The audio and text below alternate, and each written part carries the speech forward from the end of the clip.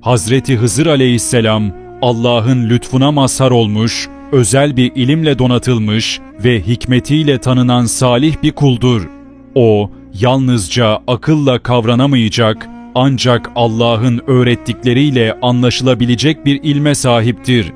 Allah ona, olayların yalnızca görünen yüzünü değil, perde arkasındaki hakikati gösteren bir anlayış bahşetmiştir. Hazreti Hızır'ın soyu hakkında çeşitli rivayetler bulunur. Genel kanaat, onun Hazreti Nuh Aleyhisselam'ın oğlu Sam'ın soyundan geldiğidir. Bu da onun tufandan sonra nesli devam eden kavimlerden birine mensup olduğunu gösterir. Yaşadığı dönem konusunda en net bilgi, Kur'an-ı Kerim'de Hazreti Musa ile karşılaşmasının anlatılmasıdır. Bu buluşma, onun en azından Hazreti Musa'nın yaşadığı dönemde hayatta olduğunu ortaya koyar.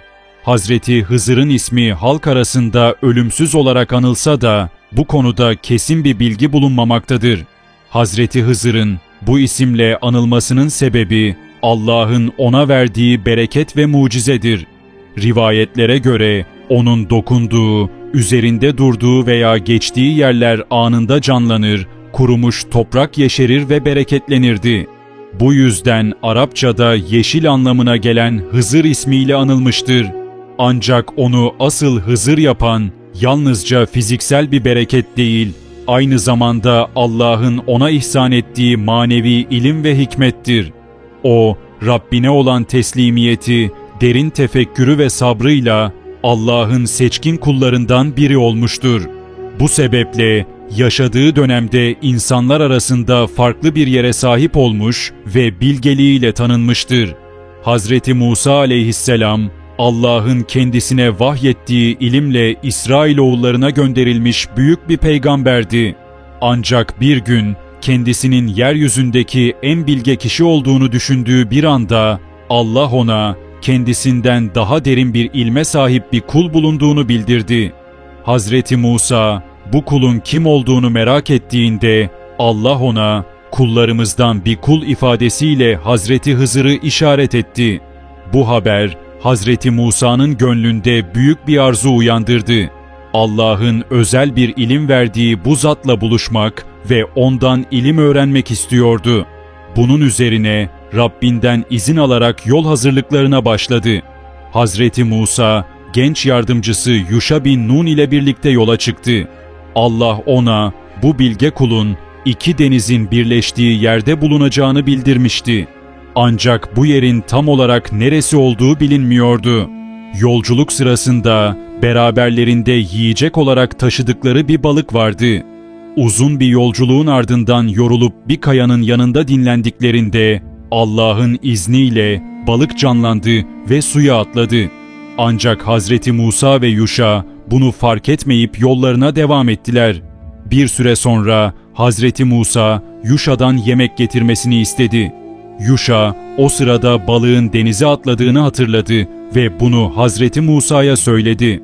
Hazreti Musa hemen geri dönerek balığın kaybolduğu yere yöneldi. Orası Hazreti Hızır'ın bulunduğu yerdi. Hazreti Musa büyük bir heyecan içinde Hazreti Hızır'ı buldu. Hazreti Musa, Hazreti Hızır'a, "Sana öğretilen ilimden bana da öğretmen için sana tabi olabilir miyim?" diye sordu. Hazreti Hızır, Hazreti Musa'nın büyük bir peygamber olduğunu biliyordu. Ancak onun sahip olduğu ilim, zahiri şeriat ilmi iken, Hazreti Hızır'ın sahip olduğu ilim, Allah'ın olayların iç yüzünü bildirdiği batıni bir ilimdi. Bu yüzden ona sabredemeyeceğini söyledi. "Şüphesiz sen benimle birlikte olmaya sabredemezsin. İç yüzünü bilmediğin şeylere nasıl sabredeceksin?" Hazreti Musa ise sabır göstereceğine dair söz verdi. Hazreti Hızır da ona kendisiyle gelirken hiçbir şey sormaması şartını koştu. Böylece ikisi birlikte yola çıktı. Hazreti Hızır ile Hazreti Musa bir sahil kenarında yol alırken fakir insanlara ait bir gemiye bindiler. Bu geminin sahipleri kendilerini hiçbir ücret almadan misafir etmişlerdi. Ancak gemiye bindikten kısa bir süre sonra Hazreti Hızır ansızın bir balta alarak geminin tahtalarını sökmeye başladı ve gemiyi deldi. Hazreti Musa bu olaya büyük bir şaşkınlıkla baka kaldı. Sonunda dayanamayıp, "Sen insanları boğmak için mi gemiyi deldin? Gerçekten çok kötü bir iş yaptın," diyerek itiraz etti. Hazreti Hızır ise ona verdiği sözü hatırlatarak, "Ben sana benimle olmaya sabredemezsin demedim mi?" diyerek sabırlı olmasını söyledi.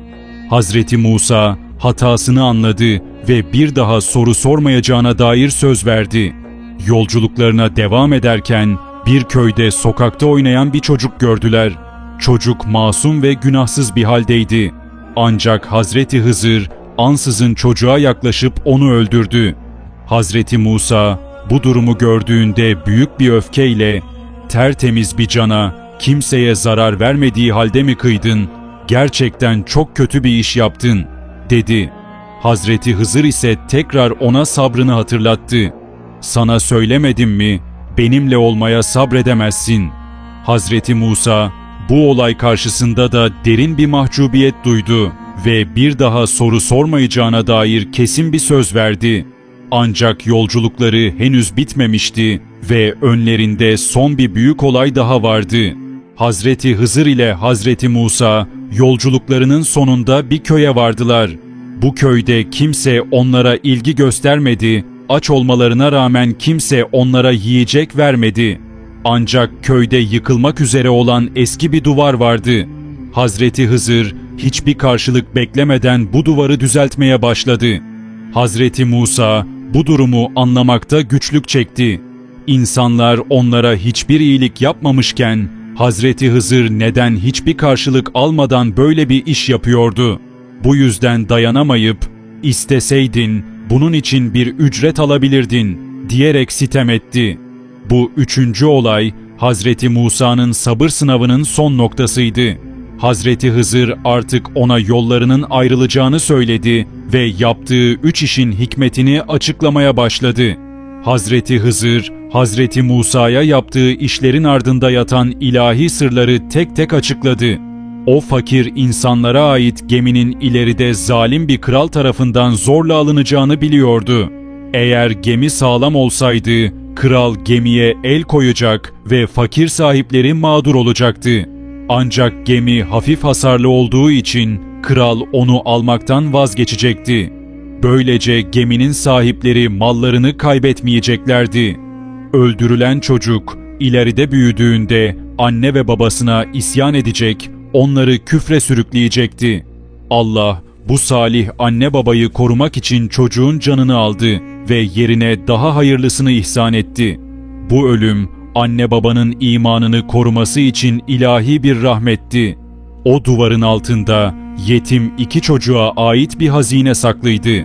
Eğer duvar yıkılsaydı köy halkı bu hazineyi bulacak ve yetimlerin hakkını gasp edecekti.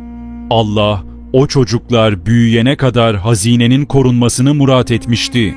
Bu yüzden duvarı onarıp yetimlerin haklarını korudu. Hazreti Hızır, "Ben bunları kendi isteğimle yapmadım, bunlar Allah'ın bana bildirdiği hikmetlerdi," diyerek açıklamalarını tamamladı. Bu sözleri duyunca Hazreti Musa olayları anladı ve Allah'ın ilminin sonsuz olduğunu kavradı. Hazreti Hızır aleyhisselam, Allah'ın özel bir ilim verdiği, zahiri sebeplerin ötesini görebilen bir kuldur. Hazreti Musa ile yaptığı yolculukta olayların yalnızca görünen yüzüne değil, batini içsel tarafına da vakıf olduğu açıkça görülmüştü.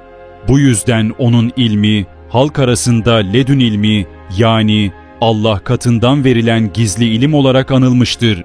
Hazreti Hızır'ın sahip olduğu ledün ilmi, normal insanların veya peygamberlerin bile bilmediği bazı gerçekleri kapsar.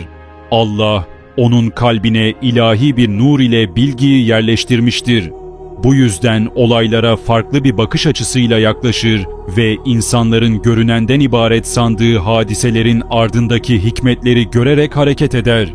Kur'an-ı Kerim'de onun hakkında şöyle buyurulmuştur: "Derken kullarımızdan bir kul buldular ki biz ona katımızdan bir rahmet vermiş ve ona kendi katımızdan bir ilim öğretmiştik." Bu ayet, Hazreti Hızır'ın Allah tarafından seçilmiş bir kul olduğunu ve özel bir ilimle donatıldığını açıkça göstermektedir. Hazreti Hızır'ın darda kalan, çaresiz olan ve Allah'a gönülden yalvaran kullara yardım ettiğine dair rivayetler çoktur. Allah'ın izniyle zor durumda olanlara görünmeden yardım ettiği söylenir. Özellikle şu durumlarda Hazreti Hızır'ın yardımına mazhar olan kimselerden bahsedilir. İçten ve samimi dua edenler, Allah'a tevekkül eden ve kalben saf olanlar, adaletsizliğe uğrayan mazlumlar tehlike içinde olup Allah'a sığınanlar yardımcısı olduğu söylenir. Denizlerde kaybolanların veya çölde susuz kalanların onun yardımıyla kurtulduğuna dair kıssalar anlatılır. Hazreti Hızır'ın kıyamete kadar yaşayacağına dair halk arasında yaygın bir inanç vardır. Ancak bu konuda kesin bir delil bulunmamaktadır. Bununla birlikte birçok İslam alimi Hazreti Hızır'ın uzun ömürlü olduğunu ve Allah'ın dilemesiyle bazı insanlara görünebileceğini kabul etmiştir. Tasavvuf büyükleri ve İslam alimleri Hazreti Hızır'ın bazı insanlara göründüğünü söylemişlerdir. Bu rivayetlerden en çok bilinenlerden bazıları şunlardır. İmam Gazali bir gün çölde kaybolmuş ve duasından sonra yaşlı bir zatın kendisine yol gösterdiğini anlatmıştır. Daha sonra onun Hazreti Hızır olabileceğini düşünmüştür. Büyük evliyalardan Abdülkadir Geylani, Allah'ın izniyle Hazreti Hızır ile karşılaştığını ve ondan bazı dersler aldığını söylemiştir. Anadolu'nun büyük mutasavvıflarından Yunus Emre'nin de Hazreti Hızır ile görüştüğüne dair menkıbeler anlatılmaktadır. Bu gibi kıssalar Hazreti Hızır'ın bazı insanlara yardımıyla bilindiğini gösterir. Ancak bunların kesin olup olmadığını yalnızca Allah bilir.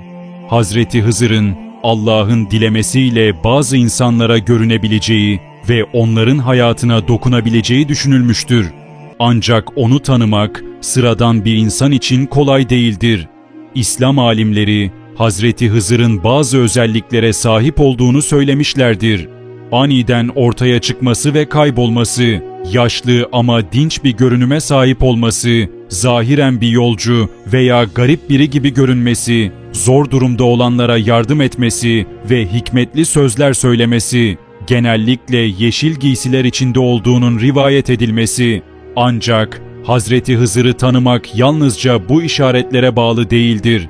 Çünkü Allah'ın ilmi sonsuzdur ve Hazreti Hızır'ın nasıl görüneceği ve nasıl hareket edeceği yalnızca Allah'ın takdirindedir.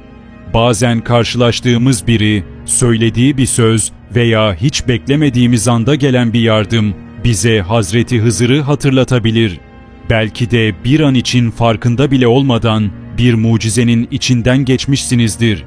Eğer hayatınızda bu tür olaylar yaşadıysanız, düşüncelerinizi ve deneyimlerinizi yorumlarda paylaşın. Hepiniz Allah'a emanet olun.